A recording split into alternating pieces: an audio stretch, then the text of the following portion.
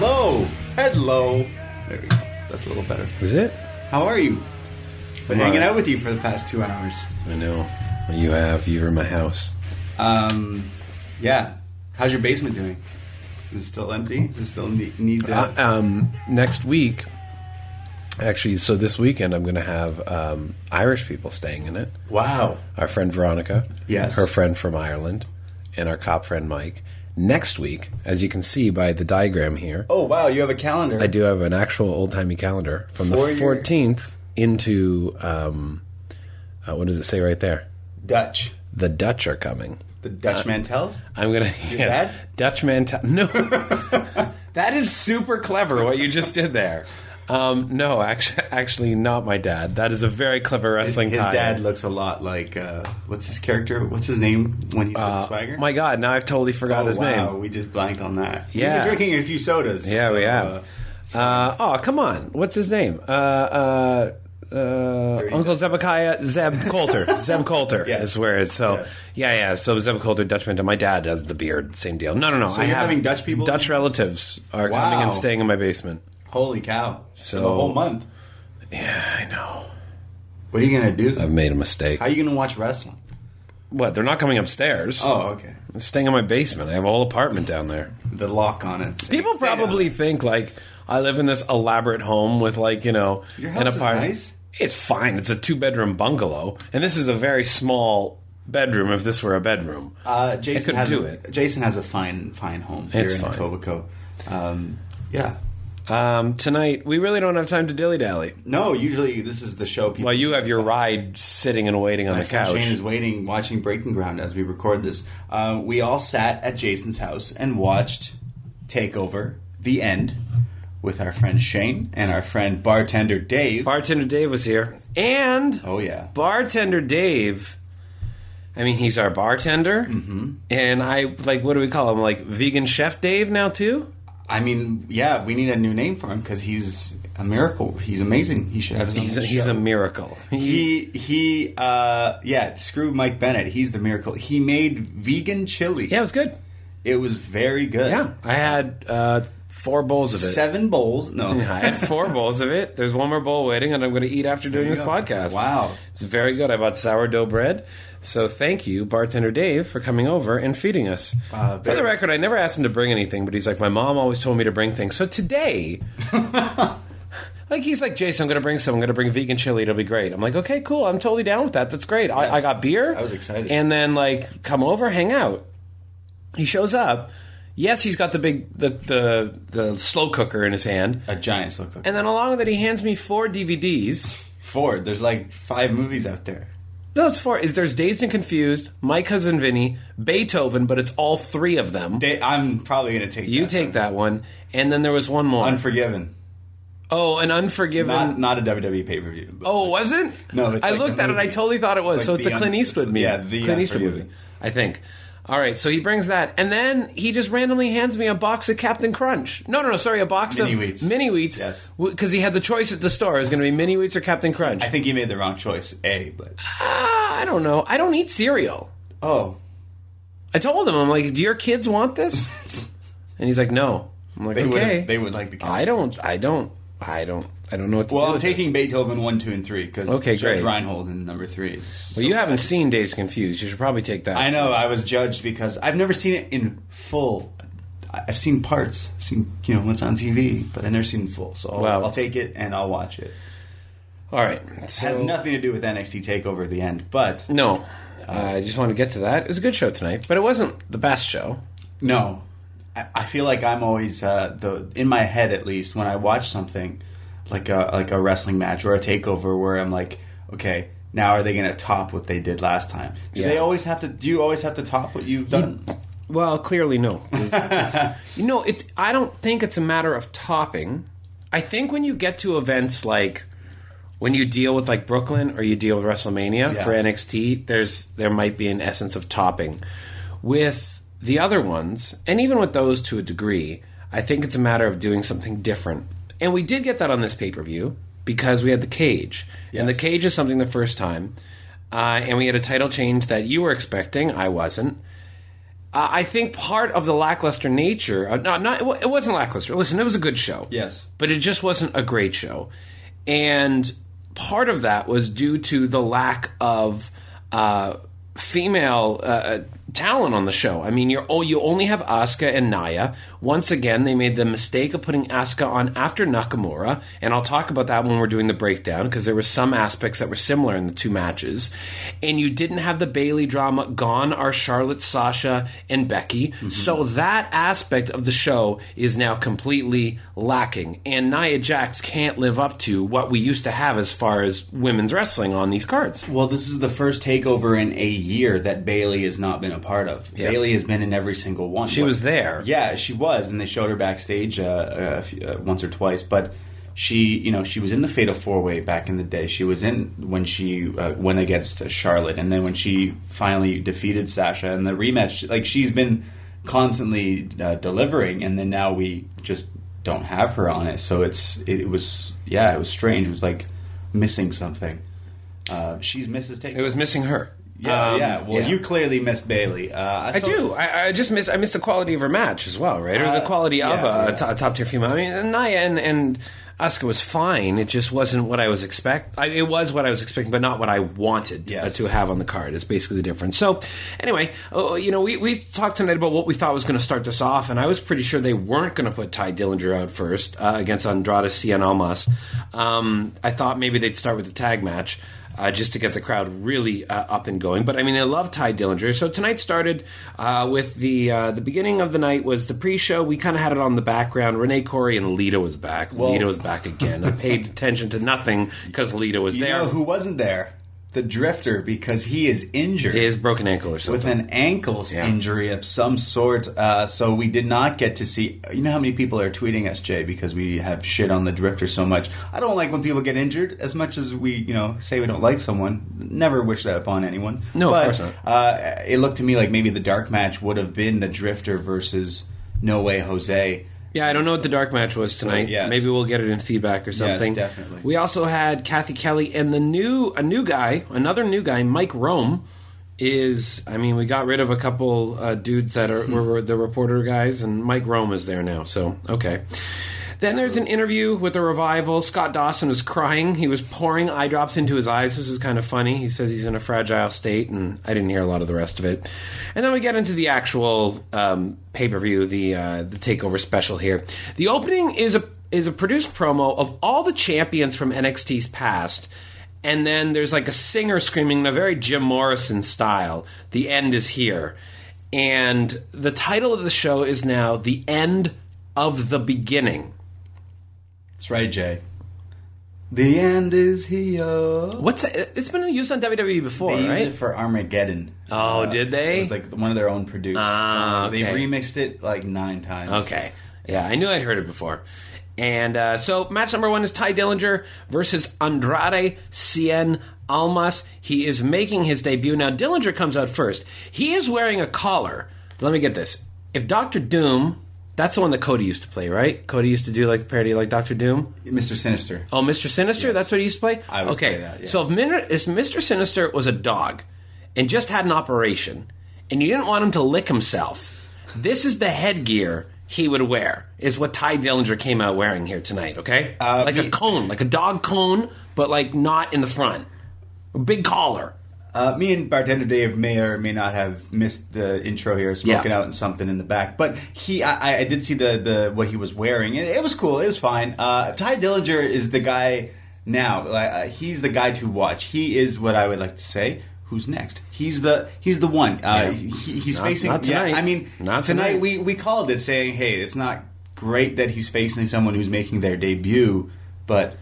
I feel like they were like, hey, you have 10 minutes out here to do something. And he took that 10 minutes and tried to go with it as far as he could. I love Ty Dillinger now. He's quickly becoming one of my favorite guys to watch just because he's got this simple gift. He's got his own T-shirt now, Jay. It's very exciting. Ty Dillinger in his own T-shirt is starting stuff off tonight. And Andrade comes out in white pants, white suspenders, and a pimp hat with a huge feather. Your friend Shane said, if Las Boricuas and the Godfather had a child, this guy would be it. This guy should have kept the mask on.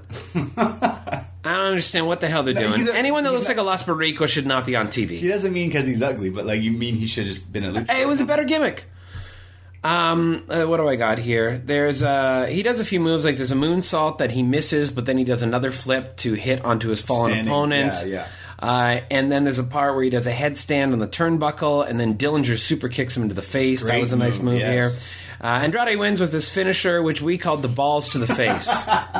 BTF, man. Balls to the face. Bronco Buster, it's or like when the Usos run and turn and hit their ass into the guy's face, it's that, but instead it's just his balls. His knees to balls, right in the face. Balls to the face. BTF. Evan Bourne does this move. Matt Sydal does these double knees. He used to do it he used to jump off the top rope, and sometimes when the guy is seated, it's kind of like that, but the guy's seated in the corner, but realistically, he's just like, take it, and he jumps at you with his balls to his face. Balls to face. I think he could have a better move. I was saying during the match, I hope he has a cool move because he hit this standing moonsault, and I was like, is that it? Is that his move? But no, it was balls to the face. I think he has potential. I think they're going to just call him Andrade when he makes it to the main roster. Yeah, I think his name is a little confusing. The best name to go with here. So he got the win. Next up, we had just an awesome match. Just fantastic. The Revival versus American Alpha. American Alpha are walking in as your NXT Tag Team Champions. This match was so fast-paced, I had to rewind it numerous times in order to just write down stuff that happened in it. There's a huge pop when Jordan and Gable give both of them the ankle lock at the same time. Dawson hits Gable with a huge uppercut, knocks him out of the ring. They attempt to double-team Jordan, but Gable comes off the top rope with a double clothesline, and once again, American Alpha clears the ring of these guys. Yeah, that seemed to be the story where every time all four guys would get in the ring at the same time, much dismay to the ref, American Alpha would be standing tall. They would be the ones sending them, the Revival, out of the ring. So that was the kind of the story, like, hey, we're better, we're getting things done here. But Revival, I said last week that I think they should have retained the titles here and that they should be going over. Gargano and Ciampa now are NXT's two of, they're hot stars, and they're going to need a program, and I think the Revival is definitely what we're going to need. Well, that's where we head to. So continuing on in this match here, the Revival trades beating down on Gable. This is the regular way their matches work. They hit him with the stage dive, right? That's the headbangers move they hit him with there. I loved it. Jordan gets the hot tag and then takes down the straps, hits a series of suplexes, a near fall on Dash Wilder. Dawson does a sunset flip over top of Dash, who's holding on to Jordan. As Dawson goes for the near fall, no, it's not Dawson that knocks Gable. So then it's Dash knocks Gable off the ring apron with an insane spear. Yeah, like an insane like spear. Big E style. Yeah, it was nuts. Dawson then kicks out of the combined dropkick German suplex from American Alpha. They're about to go to the finisher, American Alpha that is, when Jordan gets pulled off the ring apron. Gable gets Dawson into an ankle lock. That's the second time that's happened in this match. Gable almost gets pinned. Revival goes for the Doomsday device, but Gable catches one of them in midair and does a belly-to-belly in midair, which kind of looks like it's screwed up, but then when they cut to the other camera angle, it looked pretty good. Yeah, it's like the one. It's the move they messed up at the last show, the move itself, but again, they countered it here, where it's like one of them's going for like a powerbomb style lift-up, almost like a Doomsday reversed the other way around, and then the other guy's going to jump and either leg drop him or clothesline him off. But yeah, Gable caught him almost like doing like a C4, like a rock bottom, the move where you take the guy for the rock bottom, but you moonsault backwards with him. It's a popular move in the indie scene, and almost like Paul Burchill used to do it. Weird callback, but it looked pretty cool. He caught him like off the guy's shoulders and landed this slam, this belly to belly kind of move, and it looked pretty cool. Yeah. So Gable's ready to go for the finisher, but gets pushed out of the ring by Wilder. Dash and Dawson then convert into the Shatter Machine, and they get the win. So we've got new champs, Dash and Dawson. And as you were saying, this does make sense because in the last show, we had Ciampa and Gargano get the win over Dash and Dawson, so you have an immediate program with these two. Now, that finish was nuts. There was so much going on at this point. I like this match. I think this was my favorite match. It was a great match. I think it was the best match of the card. Both teams used, again, always going back to the video games, Jay, they did a lot of the double team moves that are in the game. Like they were doing tag team wrestling moves. Both teams. So I really enjoyed it. Revival is needs to be more eyes need to be on them. So the Revival takes off, and then American Alpha are attacked in the ring by two big dudes in black tank tops and black pants. One looks a lot like D'Lo Brown, but it's not. So these, and I'm going to screw up these names. Pollock posted them up if you want to see them. It's @Law Radio on Twitter. It's Gazim Selmani, the Albanian Psycho, former Bellator fighter, and Sonny Dinsa. So these are two developmental guys. They've gone by the Authors of Pain, which is the tag name they've been using, but they've been wearing hoods when they've been working. Masks? Yeah, they've been wearing just black masks, look like kind of executioner like when they've been wrestling on the house shows. They destroy American Alpha with a bunch of big time power finishing maneuvers. I found that they moved around the ring like Anderson and Gallows do, just like big power moves. And then all of a sudden, walking out onto the ramp is Paul Ellering. This is the old manager of Legion of Doom. He appears on the ramp. He's wearing black as well. He's totally color-coded to the way these guys are dressed. These guys walk down the ramp, then they all walk off. So I guess Paul Ellering is now a manager in NXT. Strange. Didn't we were talking, we were his daughter, right? Didn't we not see his daughter recently? Yeah. In NXT. So the crowd was there was a light chant of "Who are you?" Yeah, no, I don't think they really got this. Yeah, it was a strange way to bring. Would you have? You're young. Not a chance. Exactly. Not a chance. As soon as you said it, I was like, oh wait, I kind of do remember. That guy, that face. But yeah, definitely, I would not have known, especially with brand new two guys. But it's the two guys didn't come off looking super great, in my opinion. It kind of was just okay. There's your next tag program with those guys. Yeah, definitely. So you got two tag programs that have just spun off. The problem with tag team wrestling is say you're the tag team champions and you finally defend your titles and you lose them. You either continue going on rematching or what have not, and then you kind of die off and the hotness of you kind of cools off. So you might as well go into another fresh program. So that's kind of what they got to save American Alpha. But I definitely think that American Alpha is going to be called up soon for the brand draft split or something. So maybe these two guys, the Authors of Pain, can write the book and send these guys off because that's what's going to happen. So Asuka's shown backstage here. She's warming up with knees, and then Bayley's seen standing behind her and just shakes her hand. The crowd chants for Bayley. That leads us into our next match, which is Shinsuke Nakamura versus Austin Aries. The crowd goes nuts for Nakamura, and more specifically, his theme. They continue to sing his theme and hum his theme this whole match as the match starts. Aries has his ribs taped up for this match, and the two, of course, were quite stiff here. There's a series of crazy kicks by Nakamura, each of them taking Aries off his feet. Knees by Nakamura in the corner. Aries hits a dive to the outside and takes control, but Nakamura catches him in a triangle and then starts to damage him with knees. Nakamura goes for the Kinshasa, and Aries catches him and turns it into the last chancery. Nakamura gets to the ropes. It took a bit for him to get to the ropes. I don't know if they were positioned properly here. Aries gets a Hurricane Rana, a drop kick, goes to the top for the 450 splash, but he misses. The two trade blows on the ring apron, and Nakamura hits an Enziguri. Nakamura then runs at Aries on the apron, and what had to be the most dangerous move of the night. Aries turns this into a Death Valley driver on the apron. This was insane. Yeah, he hits the DVD on the apron, and to me, it looked like he landed on his neck, and then the rest of the match, Nakamura selling it or not selling it was tending to his neck a bit, kind of showing that it was hurting because it looked like he just landed on it. Anything to do on the apron, as I was saying earlier to you when we were watching, when we went to Ring of Honor here in Toronto at the Gardens when... a couple years ago, Yeah, Michael Bennett hit a pile driver on the apron to BJ Whitmer, which I'm sure many listeners are familiar with. I was there live, and we all watched him just take this dangerous move. The apron is supposed to be, quote-unquote, the hardest part of the ring, so... Yeah, it's always dangerous when they hit these moves, but hopefully it was safe. It looked like everything was fine, but crazy. A Death Valley driver on the apron. Aries then goes to dive onto Nakamura on the outside and ends up going throat first into a guardrail. Nakamura then goes to the top, hits the double knee to the back when Aries is back in the ring, and the exploder suplex, and then Kinshasa for the victory. Kinshasa, he had to say it twice because he loves saying it. Nakamura should never be beaten. He is... he should be the Goldberg. I'm going to say that. He should just not lose. I think there's a war going on. My God, I have a window open because it gets really hot in this room. I have headphones on. I was like, what is happening? There's a helicopter flying over my house right now.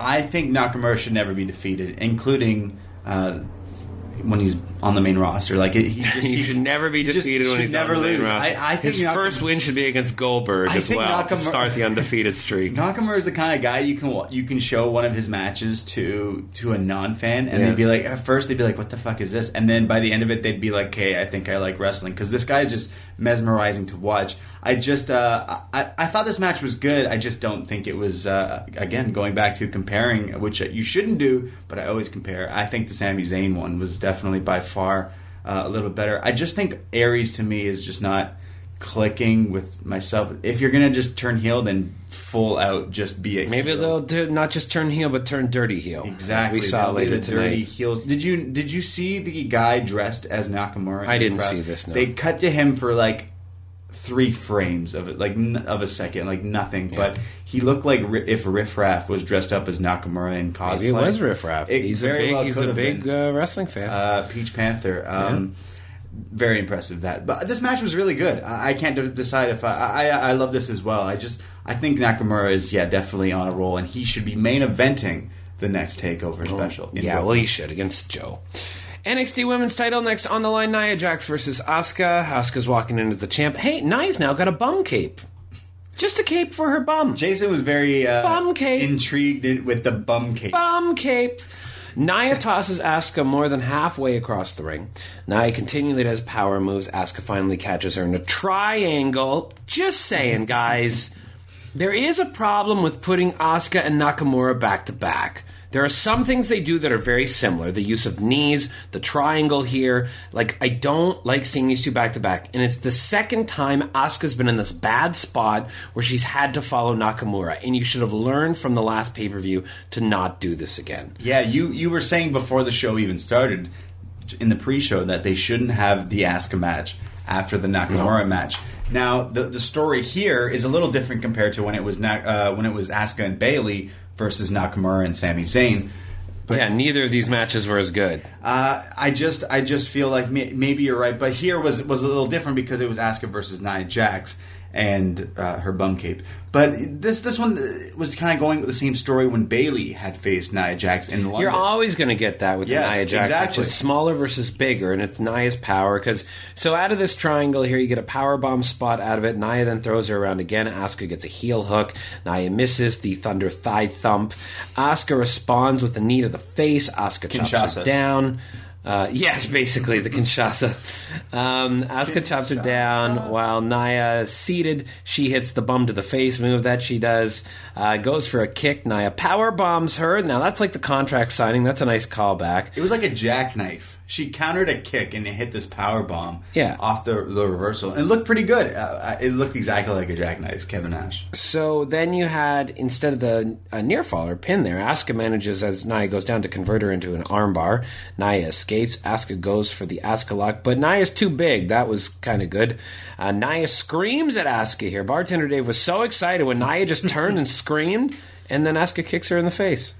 Hits the ropes, kicks her in the face again, and then gets a pin for the win. Asuka is what she hit. Asuka retains. Yeah, this wasn't. This is what I expected. You said the exact same thing. That's fine. This is what I expected. Asuka to me is a character now. As champion, she looks exactly like a champion. She looks like she's like ready to fight, and she was yelling in the match as well in Japanese, screaming. I don't know what she was saying, but it was cool. She's a cool character to watch. She's just similar to Nakamura. Again, it's going back-to-back matches is kind of what actually messes it up. Not that they're both, Japanese, but the fact that stylistically, they're both doing the triangles, they're both doing the kicks and the knees and stuff like that. So it's very, very similar. Nia Jax isn't as bad as people say she is, and with her bum cape, she had a weird outfit coming out here too. She had the same outfit with a bum cape. It was like you were saying the Mr. Sinister thing. She kind of has that vibe going on, like almost like Ursula from Little Mermaid. Okay, yeah, well, that's more so. All right, Regal's with the new reporter girl. She talks about his excitement about the steel cage at Full Sail, blah, blah, blah. It's all an excuse for Bobby Roode to walk by in the background behind him and then walk into his office, and Regal excuses himself. So I'm assuming we see Bobby Roode on the next TV show. Yes. NXT Championship match. It's Finn Balor versus Samoa Joe. It's in the cage, guys. And Joe dominates the early part of the match. Finn gets tossed around. He's climbing to the top and is standing on the top rope and just kicks Joe smack in the face. Holy And then cow. he's tired, so as Joe's reeling from that, and then Finn manages to crotch himself as he falls. Later in the match, Finn runs at Joe. He gets thrown down. Joe goes for a muscle buster, but Finn rolls out of it. As both men try to climb out at one spot, Finn hits a sling blade to Joe off the top rope, then another sling blade in the ring. He then misses the dropkick of death, and Joe gets a muscle buster, but Finn kicks out. Finn throws Joe into the cage 2 times. Then he does 2 drop kicks of death. Then he does a coup de grace. Joe kicks out. Oh my goodness. Then he tries for a Bloody Sunday. It's converted into the Coquina Clutch. Finn escapes. Double foot stomp. After that, Finn tries to climb up to escape. Joe catches him as he's on the top. Joe's standing on the second rope. Finn has 1 foot over the cage trying to escape. Joe pulls him back in on top of him, puts him in the muscle buster position, and hits, as Corey Graves called it, a super muscle buster. It's from the second rope. It was the top. It was the top rope. He No. was like it wasn't on the very No. top? You can't. He couldn't balance that. He was on the second rope. He turned around. Yeah. Cool. He was not on the top rope, so he was on the second rope, and he was able to grab Finn, turn, and drop him. Either way, looked a very cool Yeah, it was finish. I can't wait to see it in WWE 2K17.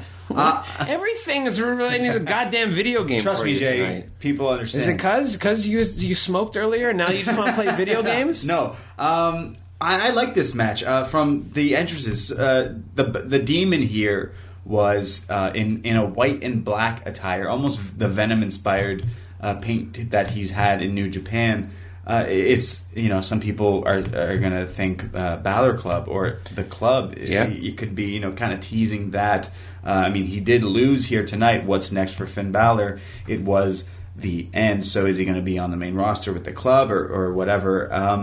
So you have this cool entrance, and then it cuts to Samoa Joe's entrance while Finn is waiting, perked up on the top rope in the cage in the corner, just waiting for him. And Samoa Joe's music hits, the hip hop instrumental, and he just walks out like a gangster. Like he's just an original gangster. Like you go from one end of the spectrum to the other with the cool entrance with the mist and the weird thing to that, and it's just a very good contrast there.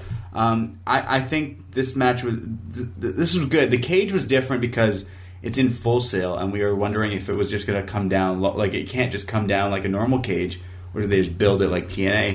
And it was kind of this transforming cage, like the sides came down, so they folded up to the ceiling and they came down. Yeah, it was pretty cool to see. The door was on the other way. There was a lot of them teasing like which one's going to exit through the door or climb over. But it was a regular cage match. I know. I just feel like because Samoa Joe came in and he shut the door closed like the Undertaker does when he goes into the Hell in a Cell.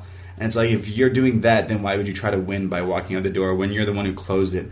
I like this. It's going to be closed. They're having a match. It has to be closed. I don't understand what you're saying. I like cage matches when it's like pin or submission only. I get the fact that the climbing out and landing on your feet just never appealed to me. I always like that you finish by a pin or submission. This match was good. What did you think of comparing it to their last two? Well, it didn't have the blood. That's right. That was that one had a lot more drama to it, I thought, than this. It was fine. It was good. I mean, this whole event, it was good. It just wasn't the best. I mean, for a WWE pay-per-view, this was great. It'd be great. It would be fantastic. For an NXT TakeOver, I have very high expectations, and it was good. I wasn't disappointed. Yes, I wasn't disappointed at all. But I mean, again, to me, it lacked the women's match. I don't know. Like the Dillinger thing was fine. The other three were fine, I guess. It was fine. I mean, the tag match was great. To me, tag match stole the show. Yeah, everything about really it was great. I couldn't even keep up following it. I think that now we go to Samoa Joe versus Nakamura. Yep, main event. That's it. TakeOver Brooklyn. You bet. That's going to be nuts. That sounds pretty insane. But before we do that, we're going to go to our feedback. Dash Wilder is liking all my tweets about Is he? I said, no flips, just championships. That's what their new shirt should say. You liked it? Yes. I'd be surprised if that will be in their promo this thing. They're like, hey, that rhymes. Let's say that. No flips, just championship. Oh, yeah, that's more of a rhyme than Andre from Edmonton. Yes. What is alliteration? Is a word that I learned from you when you said that. Delightful. All right. I'll read some, too, because I'm here. I'll even start. Jesse from the 6. Views on TakeOver, the end. Views. Great show, especially great finishes. Second rope muscle buster, Asuka's kicks and finishing sequence to Nakamura Aries were all great. The notable exception being Andrade's Running, I guess. Oh, I guess it's supposed to be running dick thrust finish. Well, that's another term for it. Dick thrust. Balls to the face. I especially like the finish to Asuka Jax, as I believe it lends some realism to the product. Not every match should end with a wrestler powering up a special move. It makes sense that sometimes one wrestler just kicks the other in the head enough times to win. That's a very good point. What do you think happens with American Alpha if they're called up for the brand split? Surely that's not enough time to complete the program with the two fat dudes. Also, the new interviewer, Andra, is fine. Ah, yes, fine as fuck. I gotcha. When I see her, I feel how Braden must feel when he sees any woman ever. Yes. So we'll skip that last thing and instead talking about American Alpha. They can do both. Like, let's face it, they can come back and finish that program even though they're on another roster. And hey, the brand split isn't for a while. Yeah, it's not until July. We got some tapings in NXT. Yeah, they're supposed to be able to get to the next pay-per-view, right? The next TakeOver. That's true. Next. That could happen. Martin from Montreal. Pretty decent NXT special. Best match by far was the Steel Cage match and the tag team title match. I can't wait to see more of this new tag team that attacked American Alpha. Also, I didn't like the Nakamura Aries match at all. It put me to sleep, and I expected more from these two. I have to say that Nia Jax had her best performance since debuting, and she finally seemed comfortable in her monster role. In the end, not the strongest special, but still entertaining, and we can see what's next from here. Yep. Peter from Toronto says, my question is simple. Of the four, Nakamura, Aries, Joe, and Balor, who do you think gets called up last? Aries. Yeah, I think Aries, and not for the right reasons. I just think Aries is going to stay down on NXT and be kind of like the glorified enhancement guy down there. And I think it's going to go Balor first, Joe second, Nakamura third, and then maybe Aries, if at all. He says the end result has to be all four of these men on the main roster either around draft time or shortly afterwards. No. Don't expect that. Don't expect Nakamura in the draft.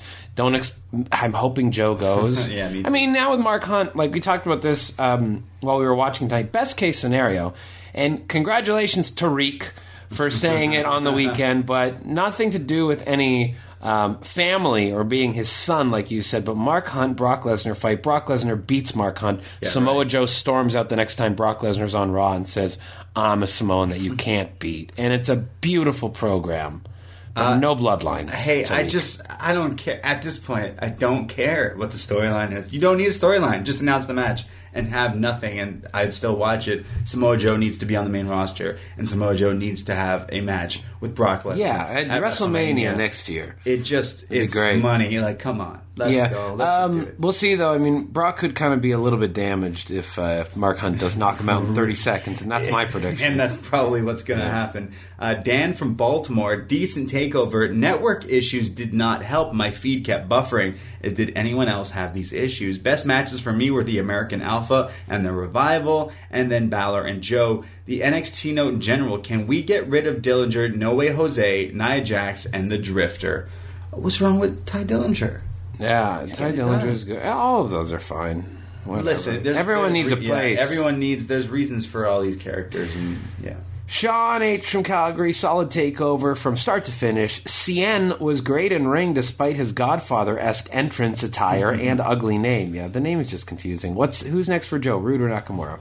Nakamura. Is Rude Unless they put a program in between with Rude. I mean, they could do that. Yeah, they definitely will. But Nakamura is going to be TakeOver Brooklyn. That would be my prediction. Samoa Joe versus Nakamura at Brooklyn before SummerSlam sounds very good. That sounds like like you were saying, hey, who would you rather see? Is Finn versus Nakamura or Joe versus Nakamura? It's realistically, I want to see Joe versus Nakamura. So that's what I want to see, and hopefully that happens. I'm down for Bobby Roode, whatever he wants to go by, and and in NXT, I was going to say TNA, in NXT, but what's his... I don't want to see him versus Joe, though. No, I don't want to see him program. in NXT TNA people. I want to see him in someone fresh. Yeah. So who does Rude go to? No way, Jose. Yeah. Is it your turn? Or is it No, my you. turn? Chris from Melbourne, I'm used to reading all of them, Jay. Chris from Melbourne, Australia. Another good takeover. For me, match of the night was Nakamura and Aries. Are you guys going to watch either Breaking Ground Reloaded or Triple H live interview? Yeah. Sadly, I suffer major lagging issues during most of TakeOver, which took me right out of it. I tried to watch it on my PS4, PC, and cell phone. Only would play 30 seconds and stop. So clearly there are problems. You know what? I actually we watched it on here in Canada. We get the actual channel on the Rogers, and I prefer that. I actually always have issues when I use the internet version. Oh, like when I stream it on Google Chrome or Firefox, I usually have an issue. It'll play for maybe 20 minutes and then it'll fuck up, and I'll have to refix it. So it could be an issue. He says, "Bring on House of Hardcore, just 2 weeks away in Melbourne." People. I like the Nakamura and Aries match. I don't think it was bad, but we were watching a bit of Breaking Ground Reloaded. I definitely do want to check that out. And the Triple H interview, they said they might address the Bobby Roode's things, but it didn't sound like they were going to talk about too much else. Yeah, we're doing a show instead of watching those things, so we didn't watch it. Okay, next up, finally, I'd say Alexander from Portland. Finally, Joe and Balor are done. I've enjoyed their feud, but have missed seeing different talent in the main event scene. Was it me, or was it the best match Nia Jax has had? Yes, it was. She looked vicious, and her constant taunts and no-selling made the match feel like something I'd see from Japan. I'm even happier that neither competitor was able to get their finisher in. I gotta say, though, that eye zoom in during Jack's entrance is atrocious and doesn't work. I agree with you. I pointed that out last week. It does not work. It's not a steady enough camera to do that with. No, I like and the it. lighting does not complement. They did it twice. The second time, it looked good. No, the first time. Didn't. Why do you think Warcraft is choosing to advertise in WWE programming so much? I don't see that much of a layover between pro wrestling and World of Warcraft players. Well, I don't know. Maybe my friend Cameroon is obsessed with the World of Warcraft. Well, there you go. And used to love Shawn Michaels, so there's wrestling. Who do you have for Money in the Bank, Cena or Styles? With the promos that happen Monday, I can't see Styles losing. AJ maybe Styles. Balor will interfere. There you go. He was dressed up in the Bullet Club paint anyways. Yeah, that's what everyone's going to be saying tonight. Yes. Josh from Queens, New York. Really enjoyable show. Cien was good except for his odd stripper outfit. Tag match was solid and had a surprising finish. Nakamura and Aries were solid, but didn't have the flow that Zayn and Nakamura had. Also, my wife, who hates wrestling, was singing along and dancing to Nakamura's theme. Women that were there, but nothing special. And the main event delivered and saved the show from being just a mediocre network special. Excited to see where Balor goes from here, and curious about Rude and what he does during the tapings. Wow, what a night. American Alpha versus the Revival stole the show. Revival are two-time champs. Nakamura, Aries was a decent match. Can't believe Asuka knocked out Nia. Not the ending I expected. My boy Joe retained. What a muscle buster.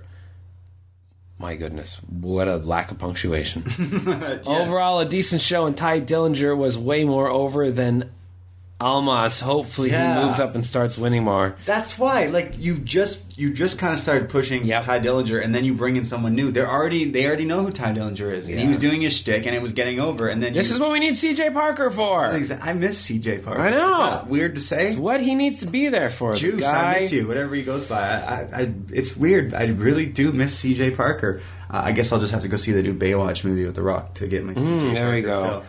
Mata from San Jose, good takeover as I double screened it to watch my beloved Warriors. Best matches were Nakamura and Aries and the tag match, and I would say Andrade's debut was real good. Does the run-in beatdown mean that American Alpha is starting a new feud? If so, who goes after the titles? I think that is pretty obvious. Yeah, pretty obvious, pal. Ciampa and Gargano. Come on, Mata. They beat them, yeah. For the main event being the first ever cage match in NXT, it was good, but the comparison to all their cage matches, it could have used more. So 7 out of 10 and go Warriors. Again, I'm not a huge fan of cage. Like, I can't name what was the best cage match you've ever seen. Like, I can't really. Cage matches don't really stick in my head as much as normal matches. Hulk Hogan, Paul Orndorff, Saturday Night's Main Event when they both jumped to the ground at the same time. They're going to say Jimmy Snuka jumping off the cage. Nah, that was a little before me. Yeah, exactly. I also don't like murderers. Great show tonight. My only gripe is with the post-show being on Facebook Live. What is the point of having a network that you are not putting post-show content on? I watch on iPad and Facebook Live uses Flash to run, so unfortunately I can't watch it without turning on my slow laptop. Well, I don't know what to tell you, pal. They do that a lot, and I agree. They should put a post-show, if they're going to do it, on the network and then do Breaking Ground afterwards. So I agree with you, but also, I don't know. Sure. Get something that plays Flash. I put up a poll here for the feedback. I'm sure a lot of feedback is going to fill in because we usually do on these specials, but we're going to probably just stop it there. But the feedback, I put a poll asking what the best match is. But just going through the feedback, it seems to be either the Nakamura Aries or the tag team titles. Yeah. But here, the tag team title match has just a few more votes than Aries and Nakamura. So clearly the tag team title match is your favorite match of the night? Yes, it is. I think it was my favorite as well. It was just classic. Revival is definitely the old school classic wrestling team. No flips, just championships.